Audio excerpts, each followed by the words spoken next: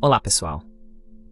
Hoje é sexta-feira, 10 de outubro de 2025, e nossos queridos amigos Trita Parsi e embaixador Chas Freeman estão conosco hoje. Sejam bem-vindos de volta. Bem-vindo. Que bom ver você, Trita. Sim. Bom te ver também. Faz tempo, Trita. Vamos começar, embaixador, com o caso do acordo de paz em Gaza, na Palestina. Veja o que soubemos por meio de autoridades do Hamas. Ele está falando sobre o acordo de paz, sobre o desarmamento do Hamas. E aqui está o que ele disse.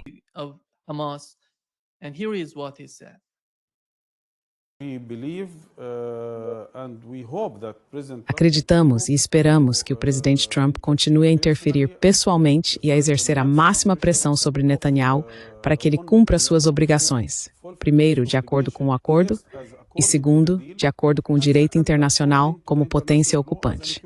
Porque eu acho que sem essa pressão, sem essa interferência pessoal do presidente Trump, isso não aconteceria. Nossas armas serão entregues apenas às mãos de um Estado palestino, e nossos combatentes poderão ser integrados ao Exército Nacional Palestino. Antes disso, ninguém tem o direito de nos negar o direito de resistir à ocupação por todos os meios. Veja, essa é a posição do Hampton. Acho que, antes de tudo, isso não é um acordo de paz. É um cessar-fogo, muito parecido com os anteriores. Seu único elemento concreto é a troca de cativos, reféns de ambos os lados. Observo que os israelenses se recusam a libertar qualquer pessoa da liderança palestina que possa ser capaz de avançar em direção à paz entre israelenses e palestinos. Marwan Barghouti, por exemplo, foi mantido explicitamente em uma prisão israelense. É totalmente correto o que o porta-voz do Hamas disse. Povos sob ocupação têm o direito de resistir segundo o direito internacional, inclusive por meio da resistência armada. Enquanto houver ocupação, haverá resistência. Portanto, um acordo de 20 pontos, que não trata dessa questão de forma alguma, e que termina no ponto 20 dizendo que, bem, se tudo mais for feito de forma favorável a Israel, então podemos falar de um segundo, um Estado palestino. Na verdade, não resolve nada.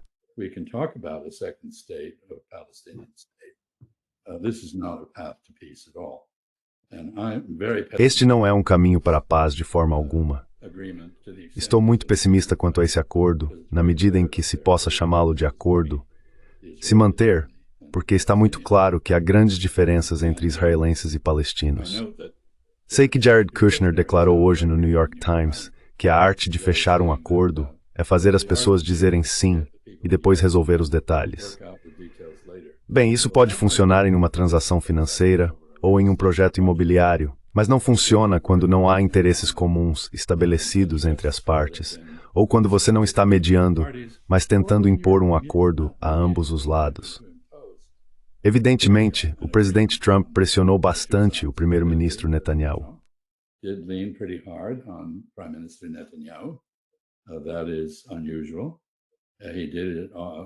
Isso é incomum. Ele fez isso em particular.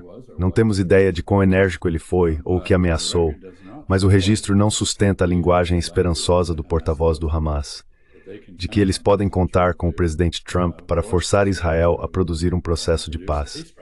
Israel não aceitou um Estado palestino como objetivo, nem sequer concordou em se retirar totalmente de Gaza dentro de um cronograma e continuará controlando Gaza. Veremos um teste inicial disso, não apenas com a entrega dos 600 caminhões que devem cruzar para Gaza com alimentos e suprimentos médicos, mas também em saber se Gaza estará aberta à imprensa, porque Israel matou 220 jornalistas e não quer que a imprensa em Gaza veja o que está fazendo.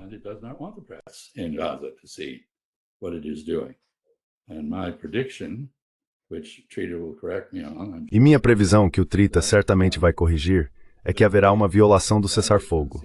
Na verdade, já houve uma explosão em Gaza depois que o cessar-fogo entrou em vigor. Mas haverá alguma violação. Talvez seja por outra parte, mas será atribuída ao Hamas, que foi demonizado com sucesso. E isso justificará a retomada do genocídio por parte de Israel. algo que Bezalel Smotrich já pediu publicamente. Portanto, não acho que haja qualquer acordo real aqui. Acho que isso é uma troca de reféns e não vejo que necessariamente leve a algum lugar. E certamente não levará se o presidente Trump continuar dependente de seus apoiadores israelenses. E como disse Benjamin Netanyahu, sob o controle de Netanyahu.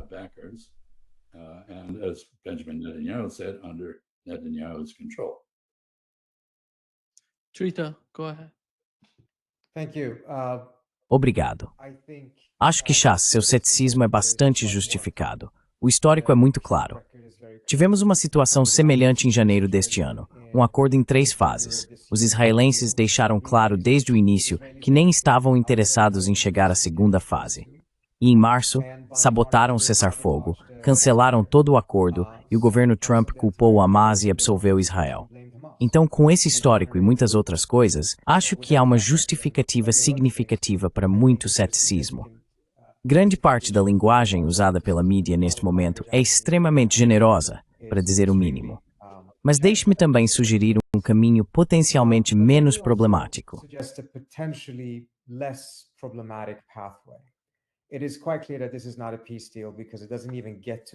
Está bastante claro que isso não é um acordo de paz, porque nem sequer aborda a questão central, que é a ocupação. Não se pode ter paz, mesmo no melhor cenário possível, se tudo for implementado, porque apenas voltaríamos à situação anterior a 7 de outubro, que ainda incluía a ocupação e todos os outros fatores que alimentaram o conflito desde o início. Mas acho que há alguns motivos para acreditar que, desta vez, Trump será menos tolerante com a sabotagem israelense do que foi da última vez. A principal razão é que os israelenses reagiram de forma exagerada, foram longe demais com o ataque a Doha. Isso acabou tendo um efeito contrário na região e até mesmo dentro da Casa Branca, onde o equilíbrio do debate parece ter mudado.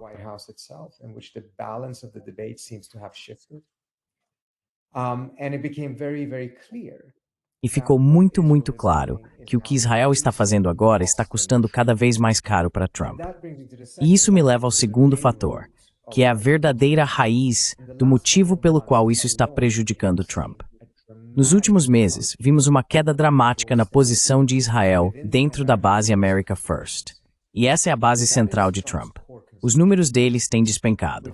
As pessoas têm se voltado contra o genocídio. Marjorie Taylor Greene usou a palavra genocídio muito antes de Bernie Sanders. A raiva vinda de Steve Bannon, que ataca Netanyahu quase diariamente, Tucker Carlson e muitos outros, incluindo Charlie Kirk, aliás, que em sua maioria faziam isso em particular. Mas agora sabemos algumas das coisas que ele fez nos bastidores.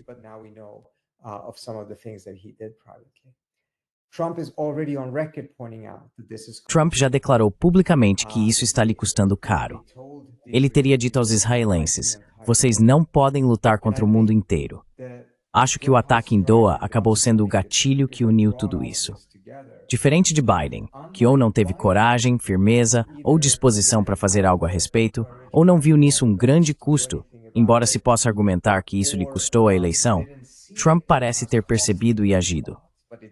Agora, nada disso vai resultar em algo concreto, a menos que ele mantenha a pressão. E essa é outra grande diferença. Ele está disposto a proteger Netanyahu. Biden nunca esteve. Acho interessante porque, neste momento, algumas pessoas ligadas a Biden estão aparecendo e tentando reivindicar o crédito por esse acordo, dizendo que prepararam o terreno para ele.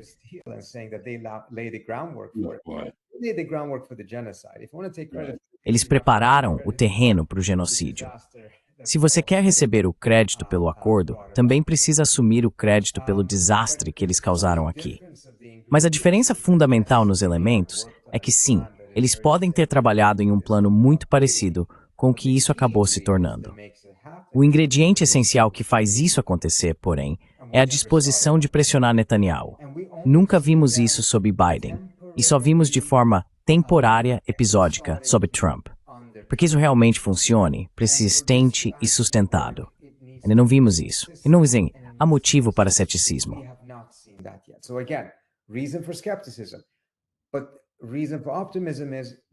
A razão para o otimismo é que isso agora está custando caro para Trump, e ele está agindo em seu próprio interesse, ou na forma como percebe, de um modo que mostra que não está disposto a sacrificar isso por Netanyahu ou pelos israelenses.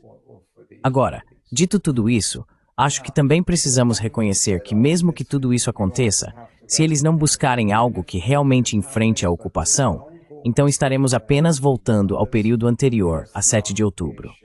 Isso não é um acordo de paz nesse sentido.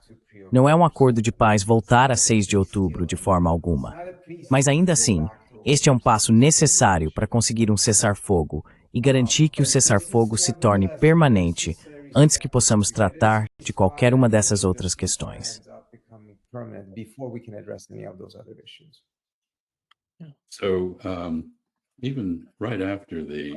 Então, mesmo logo após o acordo de cessar-fogo ter sido alcançado, o presidente Trump ordenou que Israel parasse de bombardear Gaza.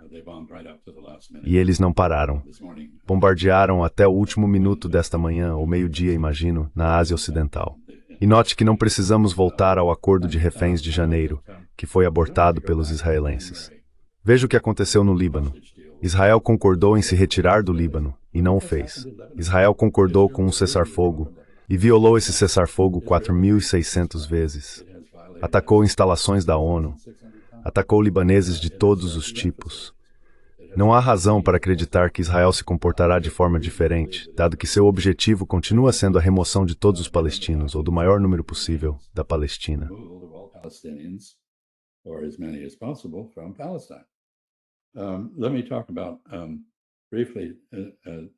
Deixe-me falar brevemente e levantar uma pequena questão sobre a forma como você tratou o tema da base política doméstica do apoio de Trump a Israel. É verdade que várias personalidades da mídia online, Tucker Carlson e outros, e um ou dois membros do Congresso, como Marjorie Taylor Greene, se manifestaram e o atacaram por sua subserviência a Israel, basicamente pelos mesmos motivos. Que isso é humilhante para um patriota americano, um nacionalista. Me parece dar nenhuma atenção a isso. Não tenho a sua certeza se te dará por encontrares a isso então em movimento. Because the counterforces to that are in motion. I believe there's been $145 million. Acredito que houve um investimento de 145 milhões de dólares na manipulação das redes sociais pelo Ministério de Assuntos Estratégicos de Israel. Vemos a compra do TikTok por bilionários sionistas, que propõem alterar o algoritmo para favorecer Israel e bloquear qualquer informação desfavorável sobre o país. Não sei se eles realmente conseguem fazer isso ou não, mas esse é o objetivo. Esses são sinais de um reconhecimento bastante desesperado por parte de Israel de que está perdendo a batalha de relações públicas nos Estados Unidos. Eles estão perdendo o apoio da grande potência externa de que precisam para sobreviver e precisam fazer algo a respeito. E estão se esforçando muito.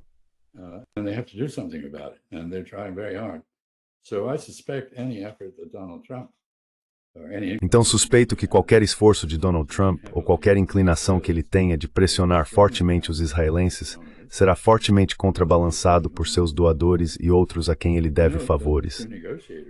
Observo que os dois negociadores aqui, Jared Kushner e Stephen Witkoff, são ambos sionistas, e que não houve qualquer consulta a nenhum palestino, nem mesmo a autoridade palestina, que é uma subcontratada da ocupação, sobre os interesses palestinos.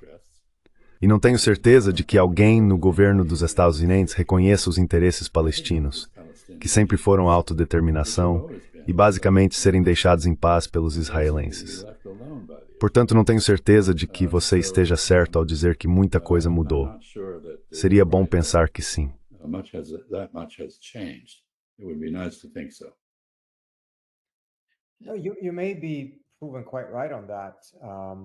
Você pode estar completamente certo sobre isso. No fim das contas, acho que estamos vendo Trump reagir ao fato de que sua base está começando a se distanciar dos israelenses.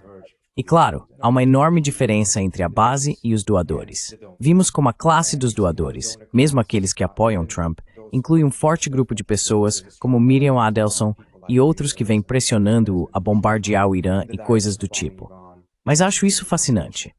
Se você observar, ele disse a um desses doadores no fim de julho, meu povo está começando a odiar vocês. Correto. Certo? Sabe, quero dizer, há um reconhecimento da parte dele de que isso é um desafio para ele. Certo? Ele disse a Sean Hannity que havia dito a Netanyahu: você não pode continuar lutando contra o mundo inteiro o tempo todo. O que, na minha opinião, traz uma mensagem implícita. Posso ajudar e protegê-lo enquanto você escolhe lutar contra o mundo o tempo todo. Isso está se tornando um custo para ele. E, novamente, e não significa que ele dê um passo nessa direção e não age empurrado na direção oposta. Então, é bem possível que esteja absolutamente certo.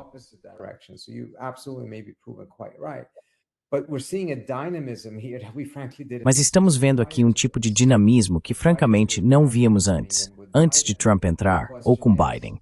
A questão é, isso pode levar a algum tipo de cenário em que, no mínimo, resulte em um cessar-fogo permanente? E se ele irá até o fim em direção a uma paz real, é claro, devemos ter expectativas muito modestas quanto a isso. Mas acabar com esta guerra, acabar com este massacre, acabar com este genocídio, não porque haja alguma compaixão especial pelos palestinos, mas porque isso começa a prejudicar seu próprio interesse. Acho que isso não deve ser completamente descartado. I think you have a very good point. Acho que você tem um ponto muito bom. Há também um ciclo político interno, que está ligado à dependência de doadores. Teremos uma eleição de meio de mandato no próximo ano. E então o presidente Trump, tanto por razões constitucionais quanto de forma bastante óbvia, por razões físicas e mentais, não vai poder concorrer novamente. Então esse cenário vai mudar. Talvez isso lhe dê a liberdade que lhe faltou para confrontar os israelenses de forma mais enérgica. É uma possibilidade. Mas eu sei que ele arruinou as relações dos Estados Unidos com o mundo inteiro e acabou de ter um acesso de raiva, acho que hoje, sobre os chineses aplicarem controles de exportação contra nós, baseados nos nossos controles de exportação contra eles, o que ele aparentemente acha injusto.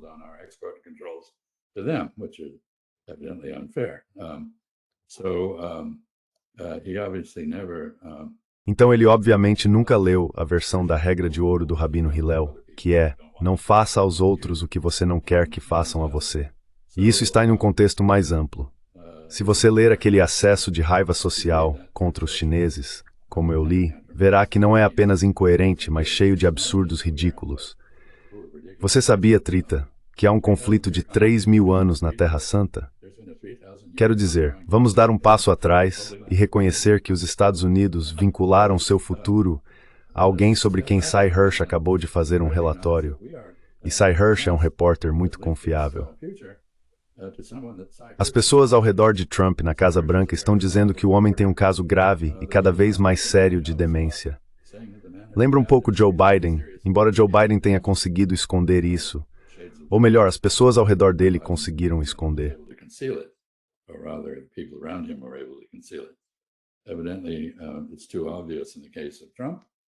Evidentemente, isso é muito claro no caso de Trump. E ele não tem o tipo de lealdade de seus subordinados que Biden tinha. Eles são motivados por vantagem pessoal e não por admiração, mesmo que já estejam cansados disso. Então eu acho que, há uma última questão aqui, que é o que Trump sabe. Quero dizer, ele é como o imperador em As Roupas Novas do Imperador. Onde está a criança que vai chegar até ele e dizer: você está nu, não está vestindo roupa nenhuma? Porque todos os seus conselheiros estão dizendo: você deveria ter ganhado o Prêmio Nobel, e assim por diante. O Prêmio Nobel da Paz. Há uma coluna muito divertida de um autor francês dizendo que no ano X, Trump ganhará todos os prêmios Nobel, e apresentando razões para cada um deles.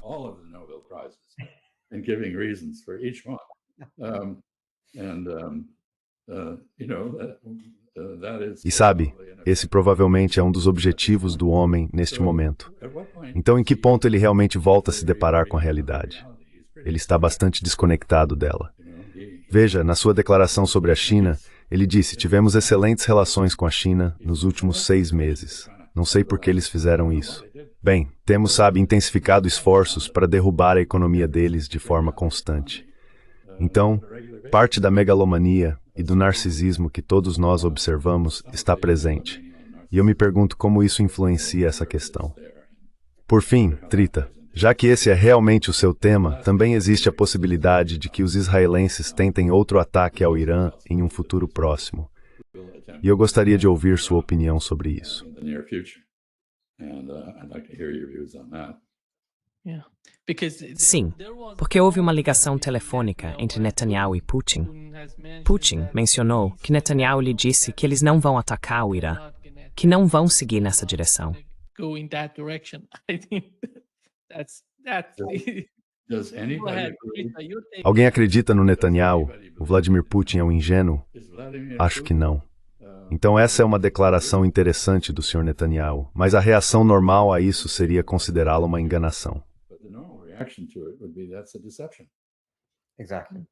At this point. Let me Exatamente, exatamente, neste ponto. Deixe-me abordar isso. Deixe-me dizer uma coisa primeiro sobre as declarações vindas do Hamas, no sentido de realmente depositarem suas esperanças em Trump de forma tão explícita. Acho que precisamos deixar muito claro que o pessoal do Hamas não é tão ingênuo assim. Isso é uma estratégia. E é uma estratégia nascida da necessidade. Eles não têm muitas cartas fortes na mão. Precisam de um desfecho e estão sob uma enorme pressão do Catar, da Turquia e do Egito para concordar com algo. E as ameaças feitas por Trump também, de que se eles não concordarem, ele vai se unir completamente aos israelenses, são obviamente algo que eles não podem simplesmente ignorar. Obviously something that they can't just completely dismiss. But they needed some form of a guarantee that Mas eles precisavam de algum tipo de garantia de que isso não terminaria da mesma forma que o Acordo de Janeiro. E não existe tal garantia.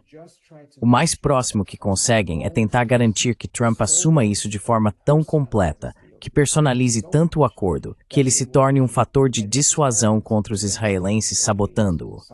De modo algum é infalível. Na verdade, pode nem funcionar. Mas acho que isso reflete a posição fraca em que o Hamas se encontra.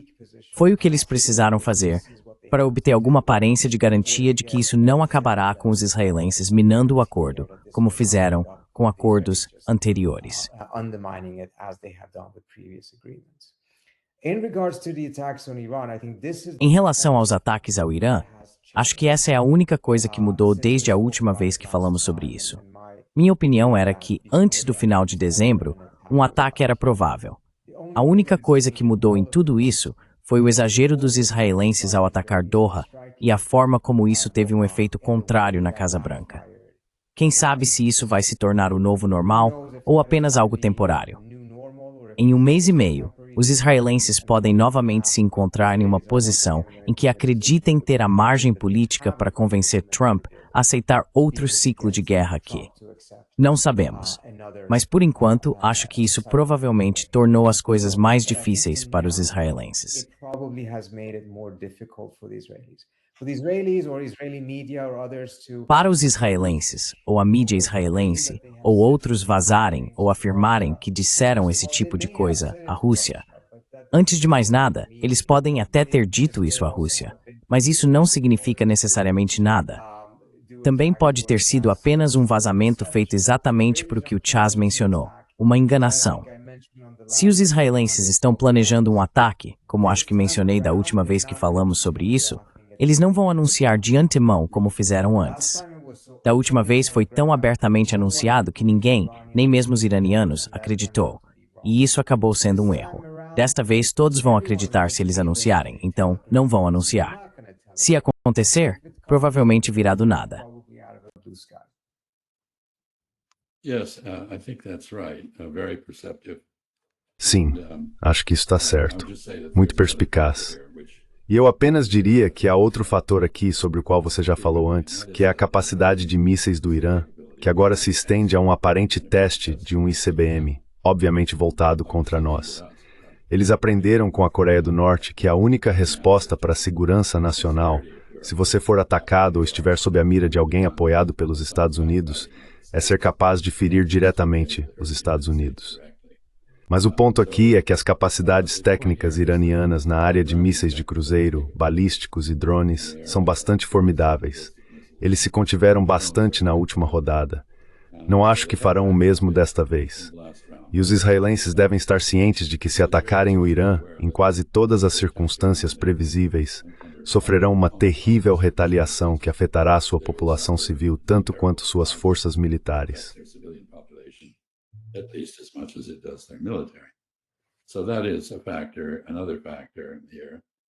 Então esse é outro fator aqui.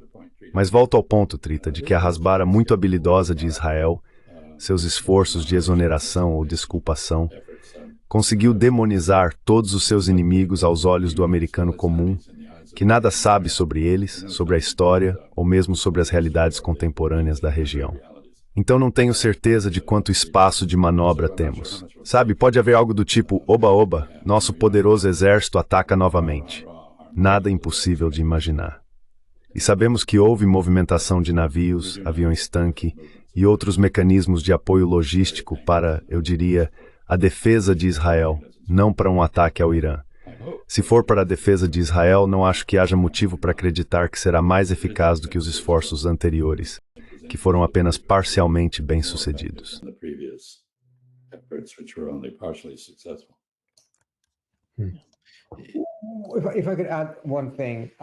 Se eu pudesse acrescentar uma coisa ao que você disse, acho que temos muito pouca informação neste momento para saber se os iranianos realmente testaram o ICBM ou até que ponto isso foi bem sucedido. Mas um fator do qual devemos estar cientes é que muito provavelmente não seria destinado a atingir o território americano. Acho que o objetivo mais imediato é que os Estados Unidos retiraram muitos de seus recursos da região antes de atacarem o Irã da última vez, a fim de tornar o mais difícil possível para os iranianos terem alvos retaliatórios à vista.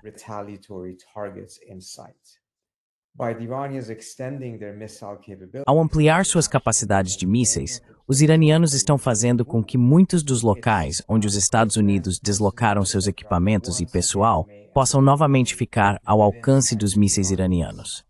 Assim, a ideia de que os Estados Unidos podem continuar atacando o Irã sem grande exposição, sem que suas tropas, equipamentos ou bases fiquem vulneráveis, torna-se mais difícil de sustentar à medida que o alcance dos mísseis iranianos se expande.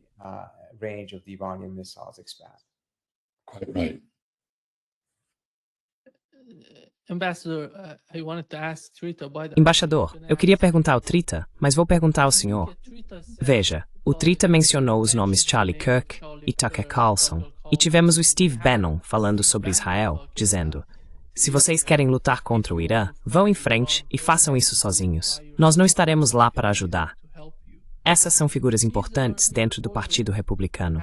Sabemos que novas pesquisas nos Estados Unidos mostram, como a CNN noticiou, que as pessoas aqui estão mudando de opinião em relação ao Oriente, em relação ao que está acontecendo no Oriente Médio.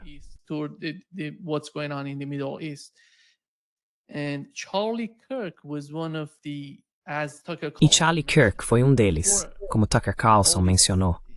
Antes de toda essa insanidade entre os Estados Unidos e Israel de um lado e o Irã do outro, ele tentou deixar claro que não apoiariam o presidente dos Estados Unidos em um ataque ao Irã.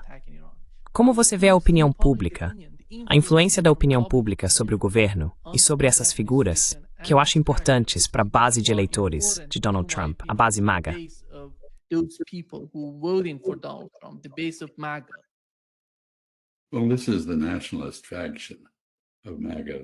Bem, este é o grupo nacionalista do MAGA de que você está falando.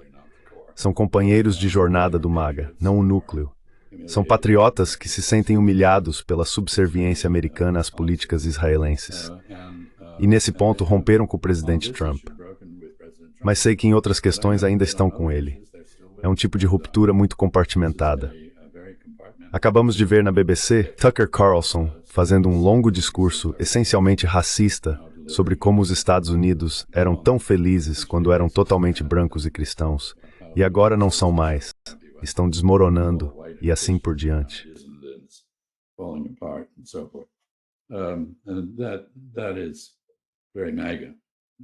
E isso é muito negativo. Não é consistente com a postura nacionalista dos outros. Eu sei que a oposição deles ao primeiro ataque dos americanos ao Irã foi ineficaz, não convenceu o presidente Trump a não fazê-lo.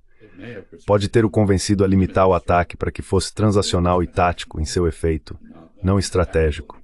E isso foi importante. Não acho que essas pessoas não tenham voz na Casa Branca, mas eu não superestimaria sua influência. Here in the White House, but I wouldn't overestimate their influence. Can I say something on this?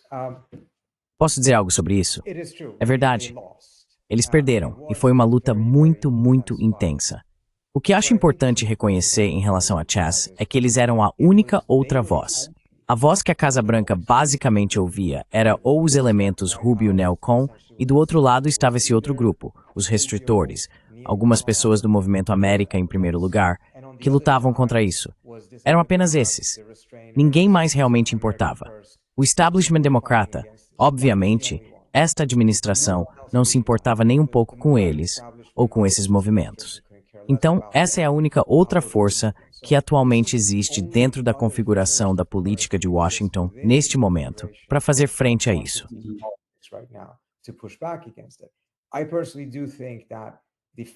Pessoalmente, eu realmente acho que o resultado final foi em que a Casa Branca e o chefe de gabinete da Casa Branca basicamente tentaram dividir o bebê, dar algo a cada lado, mas sem conceder a nenhum deles tudo o que queriam.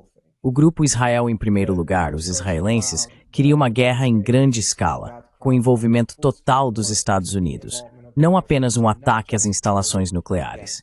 Os moderados e outros não queriam envolvimento algum, percebendo que isso influenciaria negativamente as escolhas subsequentes de Trump, prejudicaria as chances de conseguir um acordo e deixaria os estadunidenses constantemente à mercê de se os israelenses iriam ou não reiniciar a guerra. Eles não conseguiram o que queriam, mas acabou sendo apenas um ataque limitado que a Casa Branca então tentou usar para encerrar a guerra.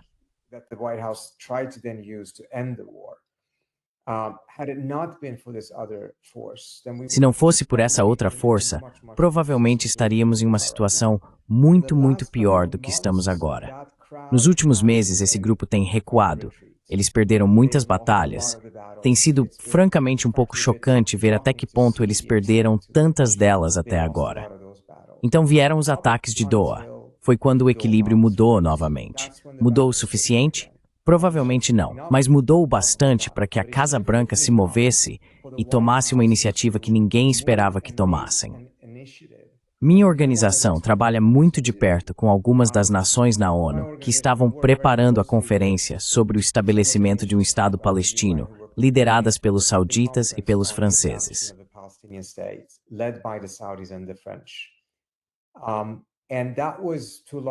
E isso foi em grande medida concebido como um processo alternativo, porque Oslo está claramente morto, mas algo que pudesse manter algum esforço vivo para garantir a criação de um Estado palestino.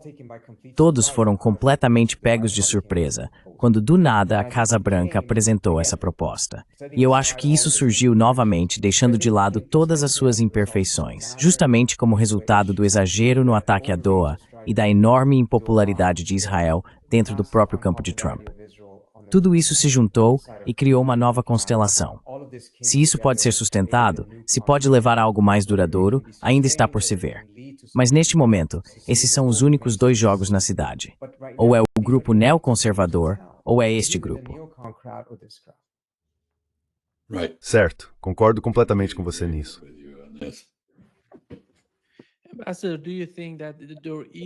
Embaixador, o senhor acha que ainda existe um caminho para a diplomacia com o Irã? Porque quando olho para a mídia iraniana e a forma como eles estão falando, parece que as pessoas que querem uma relação melhor com o Ocidente estão ficando cada vez mais enfraquecidas. Não vejo essas pessoas melhorando sua posição no Irã.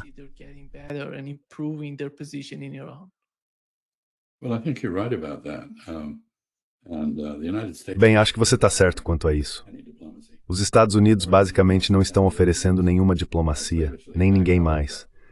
Os europeus, de forma servil, se retiraram do JCPOA, o acordo nuclear, com o mecanismo de snapback, o que, claro, é uma medida absurda, já que pune o Irã por algo que, na verdade, os Estados Unidos fizeram, ou seja, desmontar o acordo nuclear e violá-lo, não cumprindo suas obrigações nele. Mas os europeus demonstraram sua fidelidade a Washington dessa maneira, o que pode-se argumentar os ajuda em outras questões mais próximas de casa e mais contenciosas, como a Ucrânia que está sangrando até a morte e para a qual eles também não têm resposta. Portanto, acho que as perspectivas para a diplomacia não são boas sob o grupo atual.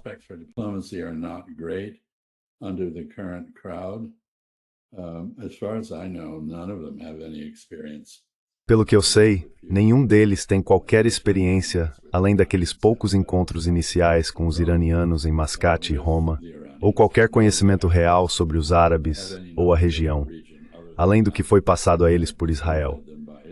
Não acho que conheçam os turcos ou outros atores-chave, e não tenho certeza se possuem qualquer conceito estratégico. Eles estão apenas tentando, como disse Jared Kushner, fazer com que digam sim e depois resolver os detalhes. Mas, na verdade, não dá para fazer isso se for um jogo de soma zero, que é como grande parte disso tem sido apresentada. O truque é pegar o jogo de soma zero, inverter e transformá-lo em algo em que ambos os lados possam ganhar. Não vejo nenhuma evidência de imaginação nesse nível entre aqueles que possam estar envolvidos na diplomacia com o Irã.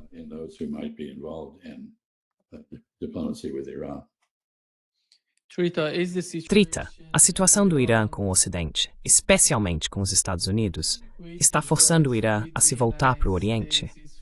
E até que ponto você acha que eles iriam nessa direção?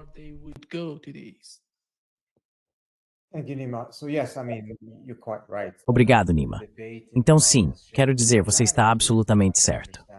O debate no Irã mudou drasticamente, e talvez de forma compreensível. Essa foi a posição mais flexível que já vi os iranianos adotarem em termos de negociações. Eles enviaram todos os sinais claros, fizeram todas as concessões evidentes e, em vez disso, foram bombardeados.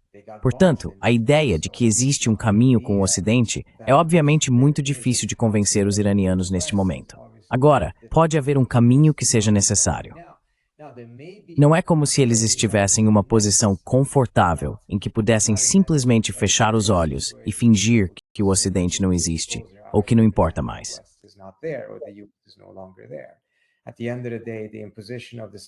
No fim das contas, a imposição das sanções do ato do pessoal vai criar alguns desafios para eles, e eles vão ter que lidar com isso de uma forma ou de outra.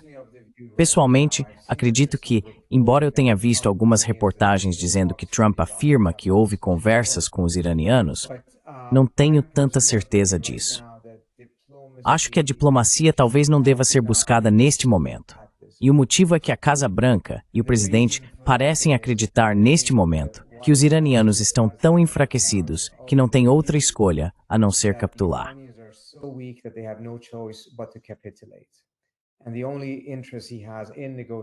O único interesse que ele tem nas negociações é basicamente obter a capitulação deles por escrito. Acho que isso é uma leitura completamente equivocada da situação. Os iranianos não vão capitular. Isso não significa que estejam em uma boa posição, ou que, sabe, não estejam em uma situação muito, muito precária. Mas a capitulação não é uma opção, nem na questão nuclear, nem em qualquer outra. Então, se você for à mesa de negociações agora, e a expectativa de Trump for, bem, ou eles capitulam ou terei que recorrer à ação militar. Então, nas circunstâncias atuais, eles não vão capitular, e ele acabará sendo essencialmente levado a tomar uma ação militar.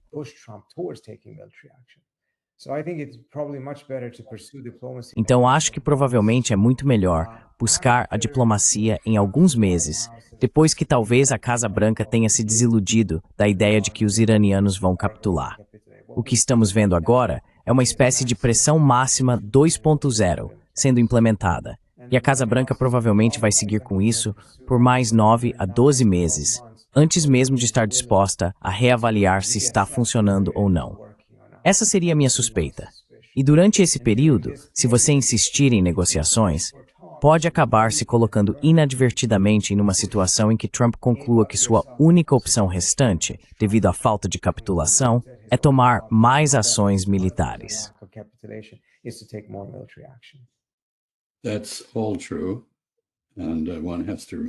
Tudo isso é verdade. E é preciso lembrar o exemplo da pressão máxima aplicada a Pyongyang, a Coreia do Norte, e quais foram os resultados disso. Eu diria que o Irã é um estado-civilização muito orgulhoso. Ele não vai capitular. Trump e sua comitiva calculam mal o equilíbrio de forças na região. E enquanto falamos sobre isso, devemos prestar atenção ao fato de que o reatamento entre os árabes do Golfo e o Irã continua, assim como entre o Egito e o Irã. O Irã também aparentemente acertou uma compra de armas da Turquia, que é um aliado da OTAN, mas bastante independente, em total desrespeito ao esforço americano de impor sanções de retorno imediato ao Irã.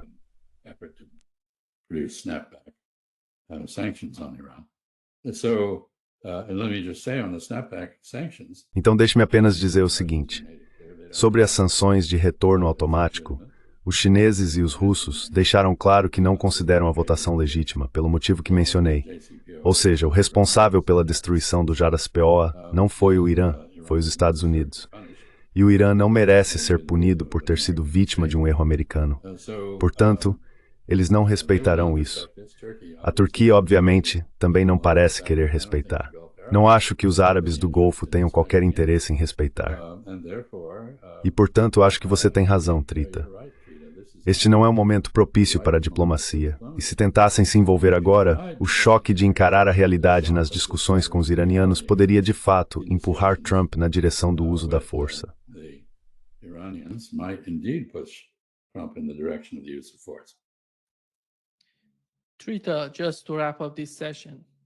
Trita, apenas para encerrar esta sessão, você acha que o Irã está, de alguma forma, em processo de mudar a grande estratégia da República Islâmica em relação aos Estados Árabes da região? E como isso mudou até agora?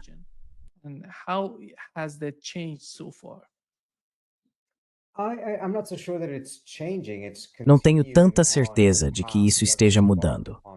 Está continuando em um caminho que começou há alguns anos. A decisão de investir mais na região e mais na Rússia e na China como uma forma de isolar o Irã da pressão do Ocidente.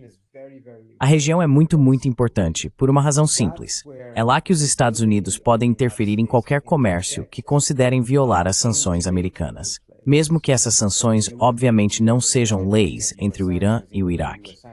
Mas ainda assim, é lá que o Irã pode comercializar sem o risco de ver como os Estados Unidos, ao usar a infraestrutura financeira global como uma ferramenta americana, têm sido eficazes em interromper grande parte do comércio do Irã com outros países. Portanto, a região é muito importante e será ainda mais importante daqui para frente do que era antes.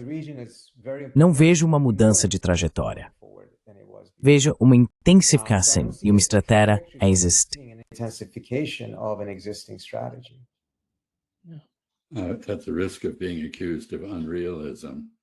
Correndo o risco de ser acusado de irrealismo, permita-me mencionar que sanções não aprovadas pelas Nações Unidas são ilegais. Não têm validade alguma. Portanto, a aplicação de tais sanções é totalmente ilegal. Um exemplo de que a força se impõe sobre o direito. Elas não têm poder de persuasão algum. Em vez de atrair apoio para a política que a sustenta, apenas irritam, incomodam e afastam os outros. E por fim, em termos de relações no Golfo Pérsico, os lados leste, oeste e sul do Golfo são fontes imensas de capital e tecnologia. Há uma complementaridade natural aí. O Irã tem uma população muito inteligente e bem educada, uma força de trabalho sólida e está em necessidade urgente de mais capital e insumos tecnológicos. Portanto, ele não os obterá apenas da China e da Rússia. Em minha opinião, os obterá do outro lado do Golfo, independentemente do que os Estados Unidos façam. E isso, por sua vez, tensionará a relação dos Edestausen com os países de cooperação do Golfo.